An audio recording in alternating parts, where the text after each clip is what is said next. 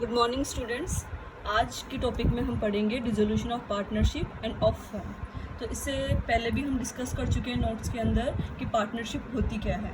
Partnership जब दो या दो से ज़्यादा, मैं बोल रही हूँ दो या दो से ज़्यादा लोग एक साथ एग्री करते हैं कोई बिज़नेस स्टार्ट करने के लिए और जो उसका प्रॉफिट होगा उसको शेयर करने के लिए एग्री करते हैं, तो क्या क्रिएट होती है उनके बीच में पार्टनरशिप। फॉर एन एग्जांपल, जैसे ए, बी और सी, इन तीनों ने पार्टनरशिप क्रिएट करने के लिए एक एग्रीमेंट किया कि हम कोई बिज़नेस स्टार्ट करेंगे। म्यूचुअली एग्रीमेंट किया कि कोई बिज़नेस स्टार्ट करेंगे और जो भी उससे प्रॉफिट होगा हम उसको इक्वली शेयर करेंगे, तो इसको हम क्या बोलेंगे, पार्टनरशिप। और ये इंडियन पार्टनरशिप एक्ट 1932 के अंदर गवर्न होता है। इसके जो लीगल रूल्स है वो इंडियन पार्टनरशिप एक्ट 1932 के अंदर होते हैं। तो आज का हमारा टॉपिक है डिसोल्यूशन। तो डिसोल्यूशन का अगर जनरल मीनिंग देखते हैं तो इसका जनरल मीनिंग क्या होता है कि किसी चीज़ का ख़त्म होना, कंप्लीट होना, एंड होना।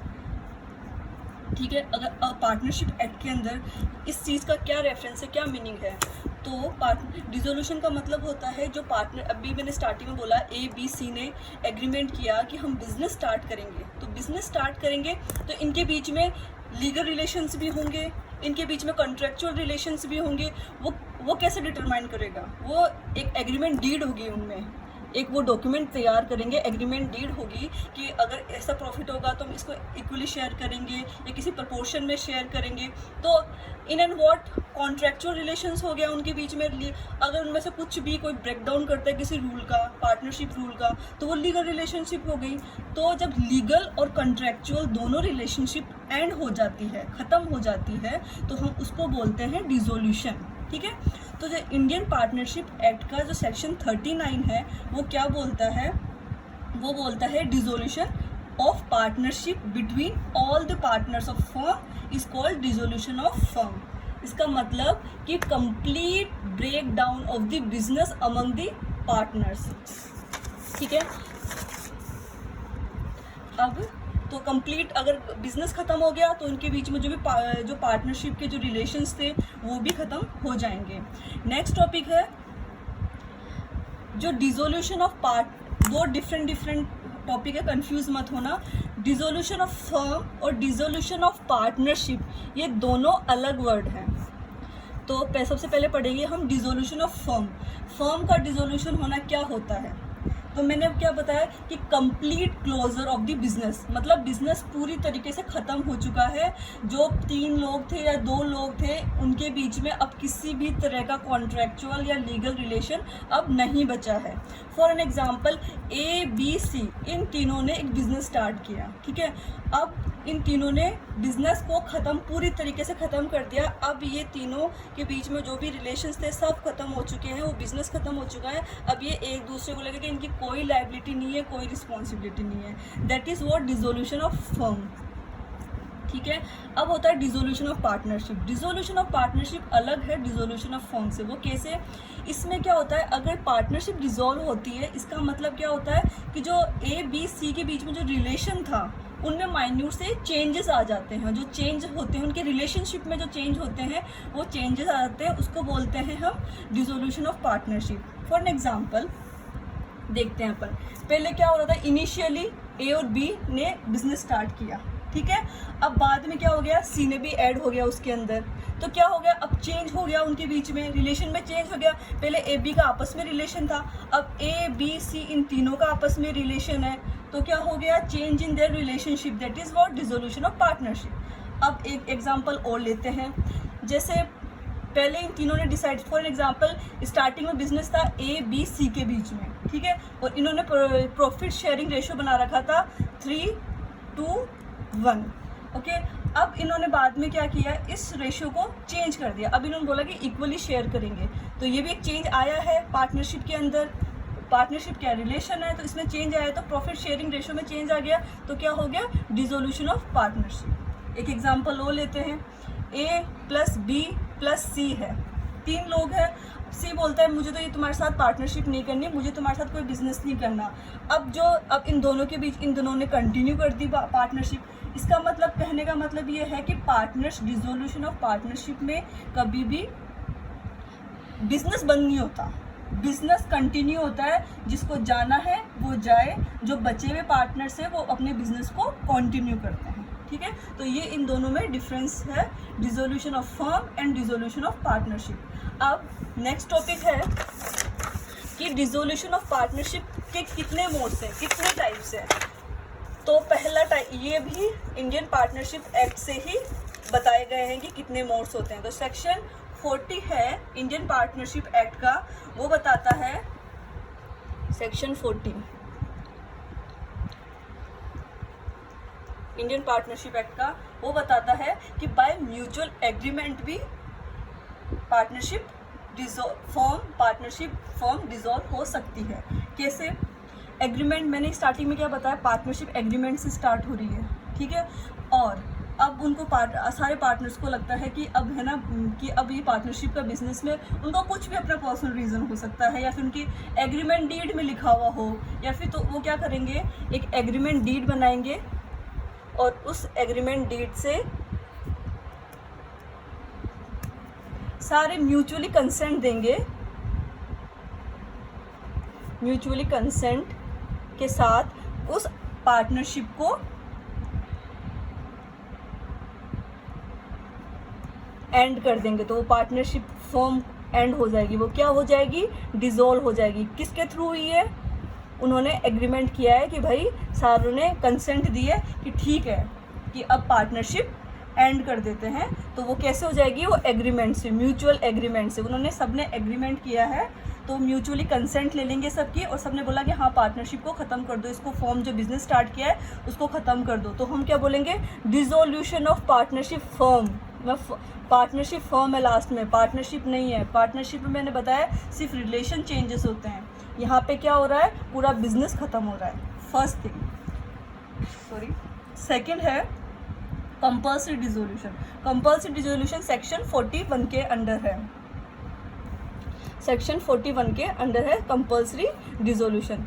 तो उसमें पहले में क्या था, पहले में वो अपने म्यूचुअली कर रहे हैं, उनको खुद की इच्छा है कि हाँ ठीक है यार, म्यूचुअली उनका एग्रीमेंट करके जा रहे हैं। ये सीधा इसका उल्टा है कंपल्सरी डिसोल्यूशन। उनकी इच्छा नहीं है जाने की, पर उनको कंपल्सरी जाना पड़ रहा है। क्या रीज़न है कि उनको कंपल्सरी, उनकी इच्छा है बिजनेस स्टार्ट कर, मतलब बिजनेस को कंटिन्यू करने की, पार्टनरशिप को कंटिन्यू करने की इच्छा है उनकी, पर ऐसा क्या हो गया कि उनको कंपल्सरी बिजनेस को ख़त्म करना पड़ रहा है। क्या रीज़न है? तो फर्स्ट इसका रीज़न है कि all the partners except one become insolvent. जैसे कि अपन इंडियन कॉन्ट्रैक्ट की क्लासेस में डिस्कस कर चुके हैं, इंसॉल्वेंट के मतलब क्या होता है। इंसॉल्वेंट का मतलब होता है, अगर मैं हिंदी भाषा में बोल तो बैंक दिवालिया जिसका निकल जाता है, बैंक करप्ट जिसको बोलते हैं, तो उसको बोलते हैं इंसॉल्वेंट। तो कह रहे हैं कि all the partner except one become insolvent. अब इसका एग्जांपल देखते हैं,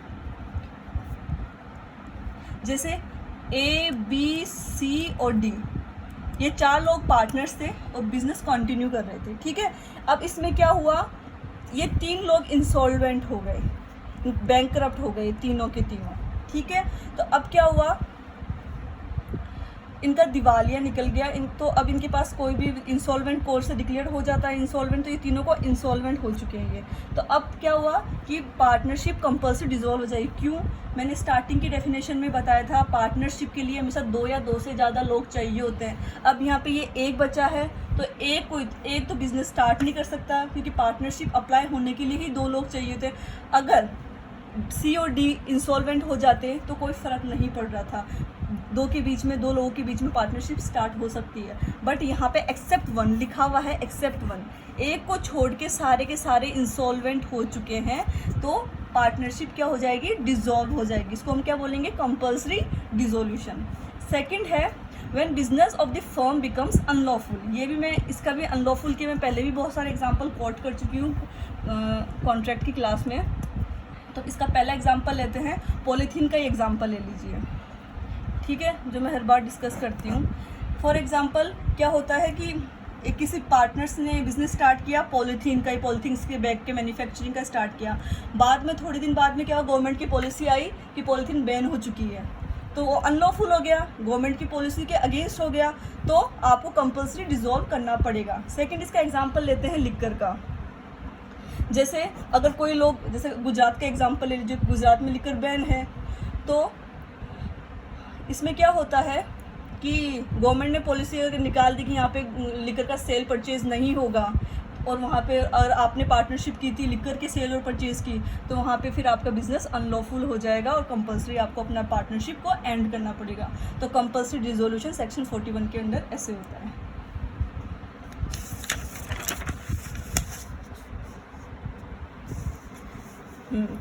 अब थर्ड मोड है बाय नोटिस।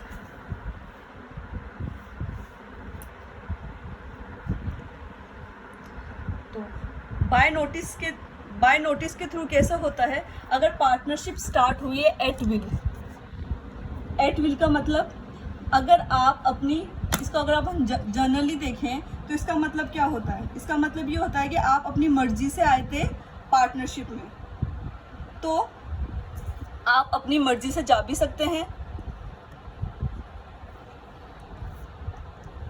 अगर आपने पार्टनरशिप का बिजनेस अपनी मर्जी से एट विल अपनी मर्जी से ज्वाइन किया है, तो आप अपनी मर्जी से उस पार्टनरशिप से जा भी सकते हैं। तो for that what you have to do, by giving notice आप वो पार्टनरशिप फर्म को छोड़ सकते हैं, और that is what dissolution of firm. आप नोटिस देके, जैसे अगर आपने अपनी मर्जी से वो फर्म ज्वाइन किए, तो अपनी मर्जी से आप उस पार्टनरशिप फर्म से जा भी सकते हैं नोटिस देके। तो ऐसे ऊपर वो नोटिस क्लियर होना चाहिए, वेग नहीं होना चाहिए, उसकी लैंग्वेज क्लियर होनी चाहिए। तो बाय नोटिस आप पार्टनरशिप को छोड़ सकते हैं। नेक्स्ट है dissolution of partnership on happening of contingent event, on happening of event. तो इसमें सेक्शन 42 है। इसका फर्स्ट लेते हैं,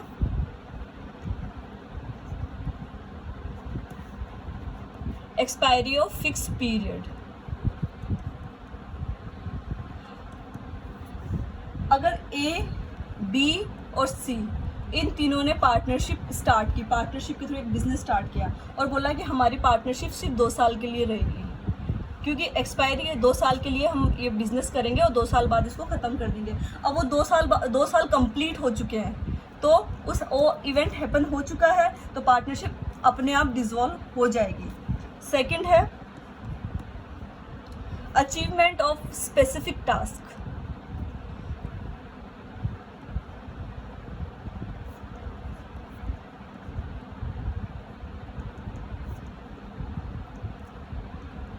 जैसे ए, बी और सी इन्होंने पार्टनरशिप स्टार्ट की, पार्टनरशिप के थ्रू एक बिजनेस स्टार्ट किया कि हम ब्रिज बनाएंगे, ठीक है, ब्रिज बनाएंगे।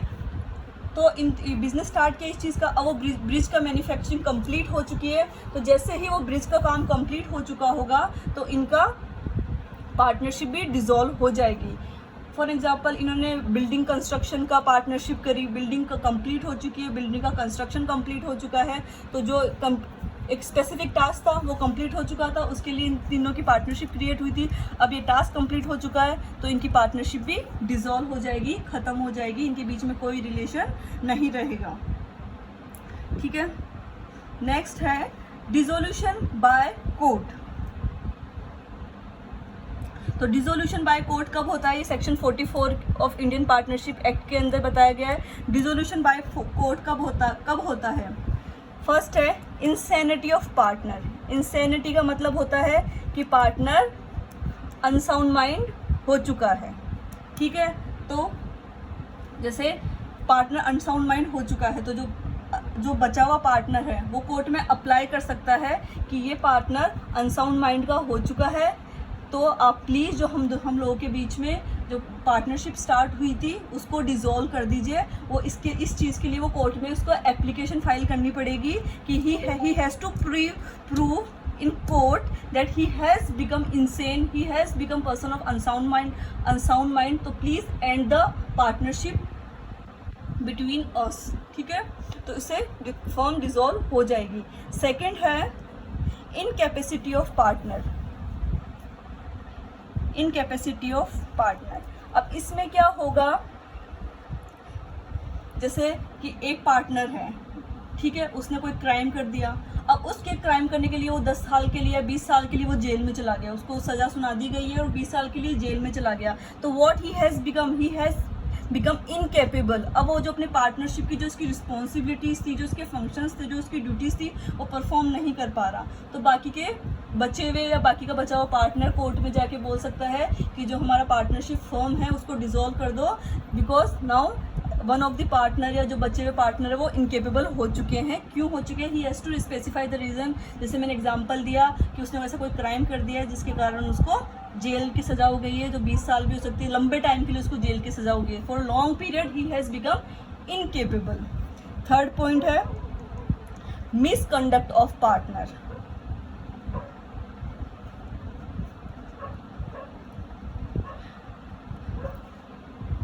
किसी पार्टनर ने ऐसा कोई मिसकंडक्ट किया है जो कि पार्टनरशिप बिजनेस में उसका उससे लॉस हो रहा है, उसके उस बिहेवियर से कुछ लॉस हो रहा है, नेगेटिव इफेक्ट पड़ रहा है, तो दूसरा पार्टनर जाके कोर्ट में एप्लीकेशन फाइल कर सकता है कि इस पार्टनर ने मिसकंडक्ट किया है, मिसबिहेव किया है, जिससे पार्टनरशिप फर्म को या उसकी रेपुटेशन को नेगेटिव इफेक्ट पड़ रहा है, कॉन्ट्ररी इफेक्ट पड़ रहा है, तो प्लीज़ आप इस पार्टनरशिप को फर्म को एंड कर दीजिए। कोर्ट के सामने he has to apply for that, please dissolve the firm. तो ये कुछ रीज़न है जिससे कोर्ट के थ्रू आप पार्टनर खुद एप्लीकेशन अप्लाई करके कोर्ट में अप्लाई कर सकता है कि हमारी पार्टनरशिप फर्म को बंद कर दीजिए, एंड कर दीजिए, और जितने भी हमारे रिलेशन है सबको मतलब कंप्लीट एंड कर दी, बिजनेस का कंप्लीट एंड हो जाए। तो इस लेक्चर में हमने वेरियस मोड्स ऑफ डिसोल्यूशन पढ़े, जिसमें फर्स्ट देखेंगे कि by mutual agreement.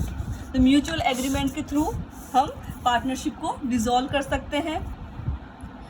Compulsory dissolution में पार्टनर का कोई रोल नहीं होता है, आपको डिसॉल्व करनी पड़ती है। थर्ड है बाय नोटिस। अगर आप अपनी विल से आए, अपनी मर्जी से, अगर आप मर्जी से आए तो मर्जी से जा भी सकते हैं, इसके लिए आपको नोटिस देना पड़ेगा। जो इवेंट है, जिस चीज़ के लिए पार्टनरशिप क्रिएट हुई थी, वो इवेंट कंप्लीट हो चुका है, तब पार्टनरशिप बंद हो जाएगी, कंप्लीट हो जाएगी। और कोर्ट कैसे डिसॉल्व करेगा, कोर्ट पार्टनरशिप का एंड कैसे करेगा, इसे खूब सारे रीज़न है, जिसमें से एग्जांपल दिया मैंने। इंसैनिटी, पार्टनर अनसाउंड माइंड का हो चुका है, पार्टनर इनकेपेबल हो चुका है, पार्टनर ने कोई ऐसा मिसकंडक्ट कर दिया है जिससे कॉन्ट्ररी इफेक्ट पड़ता है, तो इससे पार्टनरशिप डिसॉल्व हो जाएगी। आज के लेक्चर में इतना ही। Thank you.